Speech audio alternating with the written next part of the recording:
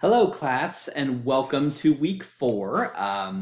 If you think about it, once you complete this week, you are officially halfway through the class. I mean, it goes by quick, doesn't it? Yeah.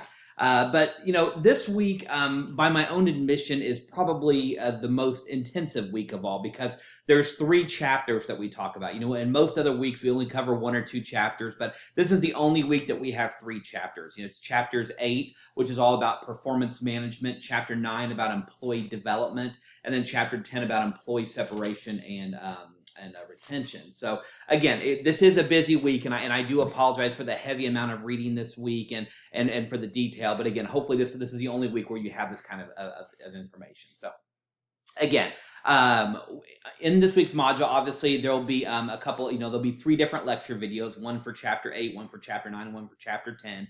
And then I also included a couple of other videos that I think are interesting. One's about kind of an introduction to performance reviews. And if you've been in the workplace, any amount of time, you've probably been exposed to performance reviews and that. And then there's actually another video called Should We Even Have Performance Reviews? And I'll leave that up to you because, I've been in HR long enough that, I could probably very easily argue it either way. There's a lot of benefits to performance reviews, and there's some negative things about performance reviews, and there's a lot of companies and a lot of organizations who are slowly either phasing out performance reviews or getting rid of them altogether, or kind of changing them to more, constant 360-degree type feedbacks. And you'll learn all about that in your readings and in the lectures. But again, I love to kind of get your general thoughts on, if you think performance reviews are a good idea or not.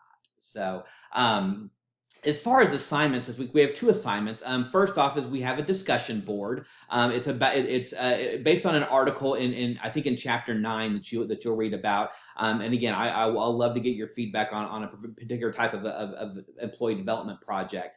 And again, remember there's 2 due dates whenever you do a discussion board. The first due date is on Thursday. So after you read the article, I think there's 2 questions that I ask of you this week. Make sure you respond to both questions thoroughly in your response. Again, there's no word limit, but again, but make sure that you put some effort into it. Make sure that I can see that you actually read the article and that you've really thought about it and responded. So that's due on Thursday.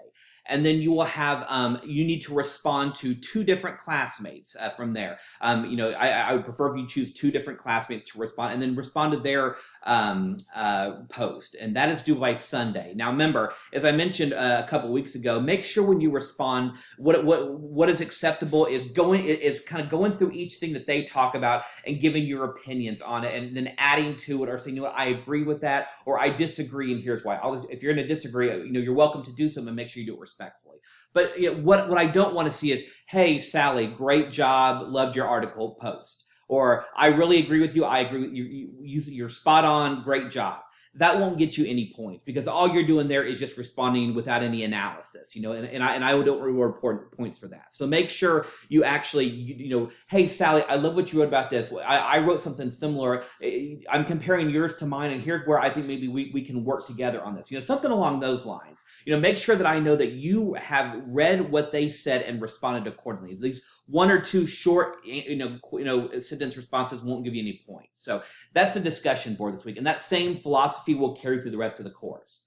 The second assignment this week is what I'm calling a performance appraisal summary. So it's just a simple worksheet, and I think it's worth 15 points. So all you'll do is download the worksheet, and you'll just answer the questions in the worksheet and then upload it back. It's a pretty straightforward assignment. Doesn't require a lot of research or anything like that. Just make sure you answer the questions, but make sure you answer them thoroughly. Make sure 1 or 2 sentence answers isn't going to suffice. Make sure you really read the questions and really lay out the details for me so that I know that you understand the assignment. So.